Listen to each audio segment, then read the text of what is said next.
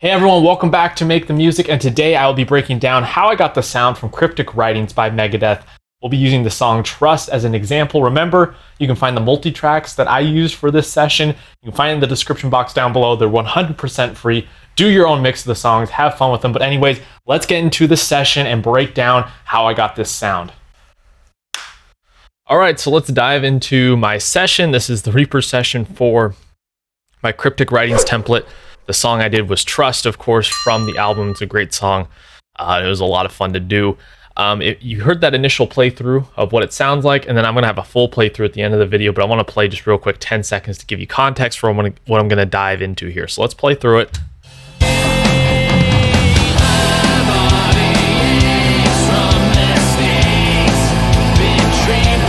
Okay, so that's what it sounds like. I've got a lot going on plugin wise here, so we're just going to dive right into the session. The first thing I like to start with is Superior Drummer 3, what I've got going on for the drum sound. So let's go through that. I'm mostly using the Metal Machine Easy X in Superior Drummer 3, and then I modified the kit a little bit based on my preferences and trying to match that sound. But I thought the Metal Machine was pretty much in the ballpark. I made a few changes here. For the kick drum, we've got the huge kit kick, and that is from the Metal Easy X pack, so that doesn't come with the Metal Machine. And I have a little bit of a sample going on there as well. For the snare, I've got the looks like the Metal Machine Easy X with the Ludwig Black Beauty, and then I've got a sample going on. So that's the kick and snare sound there. Everything else, all the toms, all the overheads, that pretty much just comes stock with the Metal Machine kit. I think the default when you open it up. So nothing too crazy going on with the drums. I'm not doing too much modification there. If you even have like Easy Drummer 3, the Metal Machine kit, you're going to get pretty close with it.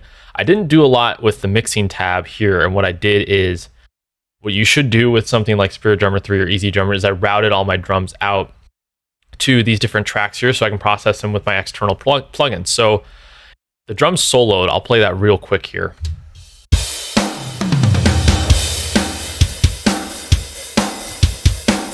So that's what the drum sound is. Let's get into the kick drum. So this is what I did with the kick drum, scooping out a lot of sort of that lower mid territory around 600. Just didn't feel like it needed to be there. And then a transient shaper. I like to use this if I need some extra attack or smack on the kick drum. Let me take those off real quick.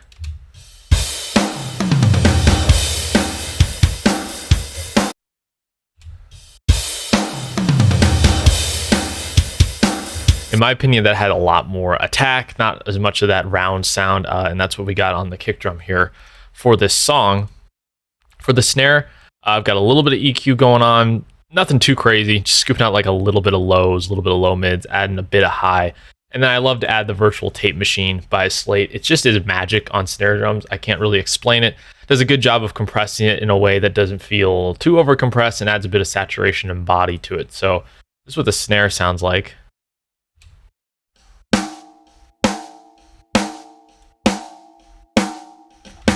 You can hear the difference is pretty subtle, honestly.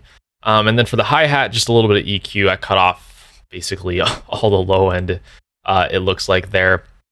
Toms didn't have any processing.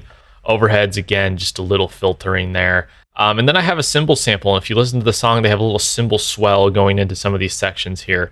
That was just a crash from the kick that I just rendered out and reversed in Reaper. Pretty straightforward. So that's our drum sound. I thought that was pretty close. Let me play the track so you can hear it. I mean, it's not going to be 100% absolutely the same, but I thought I got pretty dang close. Now let's get to the bass guitar here. Here's my sound.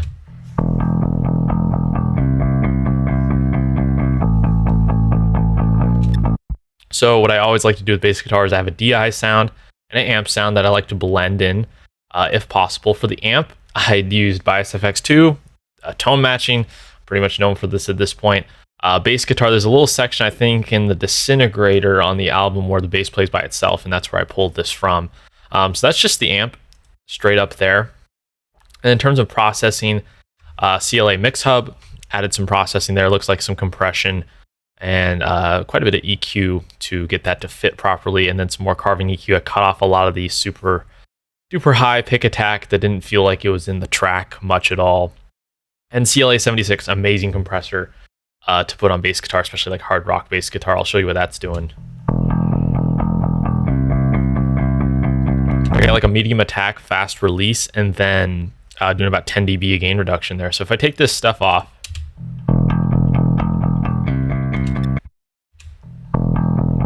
you can see the bass guitar is just much more focused, and it's just going to fit a lot better in the track. So like if I play that with the drums now, we got a pretty solid groove going on at this point. So that's the rhythm section basically. Let's get into the rhythm guitars here. So let me play these in solo.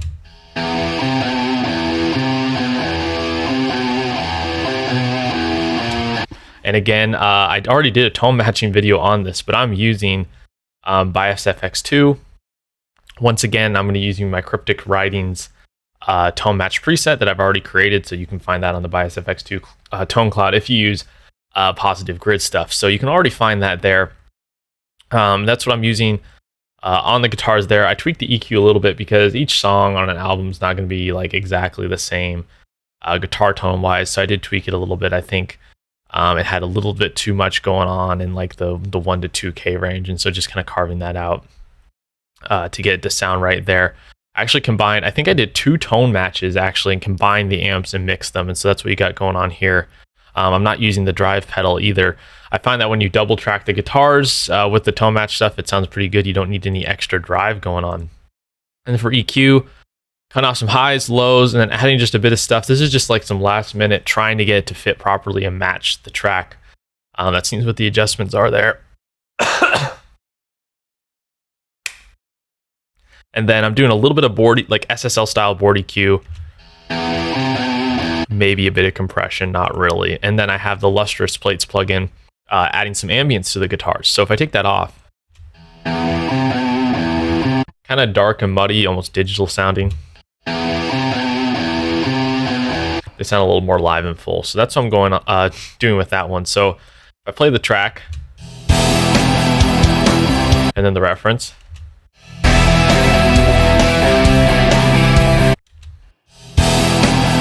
I mean, I feel like I'm getting very, very close with that. There are some extra guitars in the song that aren't just the straight up rhythm guitars. There's these leads here.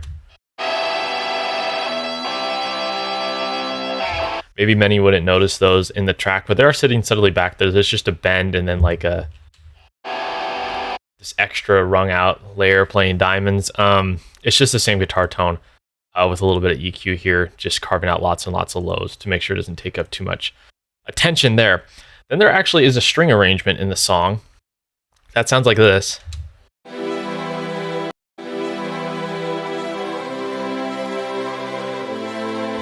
It's very subtle, and I did that on purpose because it's not too upfront in the track at all. But I'm using the Fresh Air plugin from Slate just to add some realistic shiny top, and then EQ, taking out a lot of these lows because they just don't need to be there. Makes them brighter, makes them fit a lot better in the track. Because if I play it in context, yeah, you don't really hear them up front, but they're still in there, and they still add a little layer of depth. And I actually bypassed these just to preserve the CPU on my computer, since I'm using a lot of expensive plugins that take up a lot of CPU. All I did was use their all expand patches for all these strings. So if you have expand, I think it's pretty cheap. It's been around forever. I know it's not like the best string or virtual instrument plugin at this point, but it gets the job done and it works. Doesn't eat up too much CPU. I've got 5 different ones going on, and there's one for the leads as well.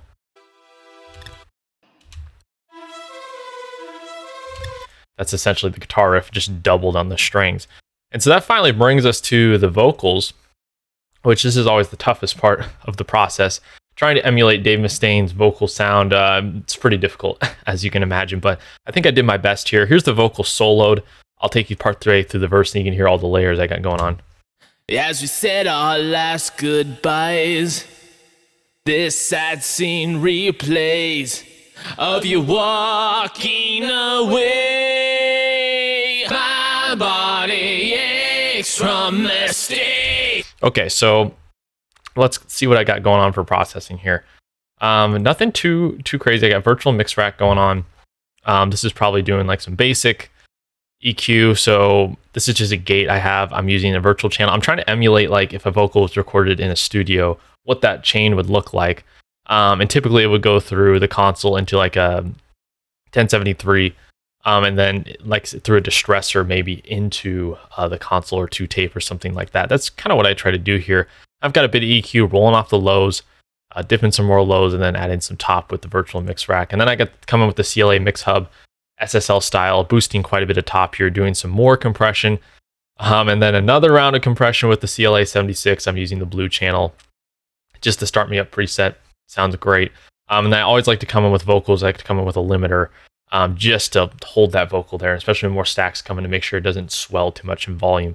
So if I take all this stuff off, oh, and lastly, Valhalla Supermassive Reverb to give it ambience. So here's what we got without any of the plugins here.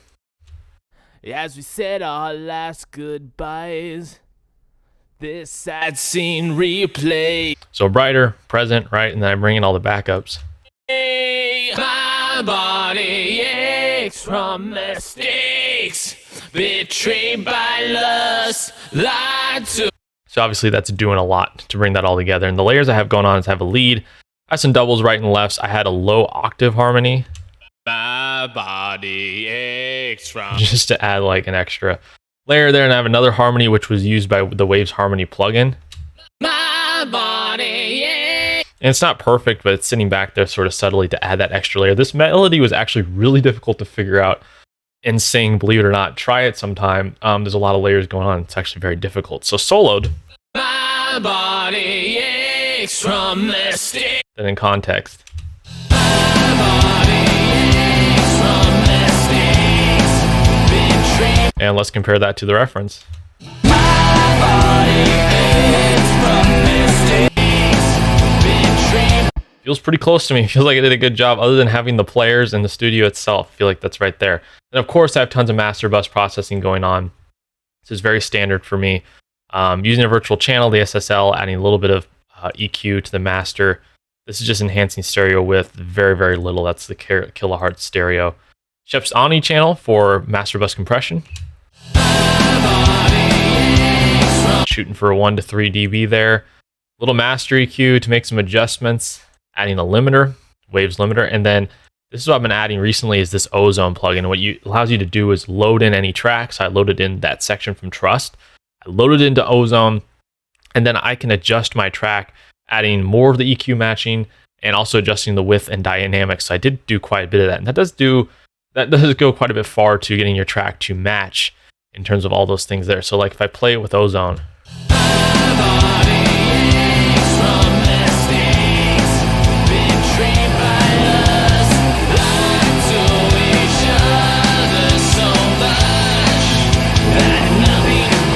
You can see it rounded out the track quite a bit, and there's only so much you can do with your own EQ and your own ear.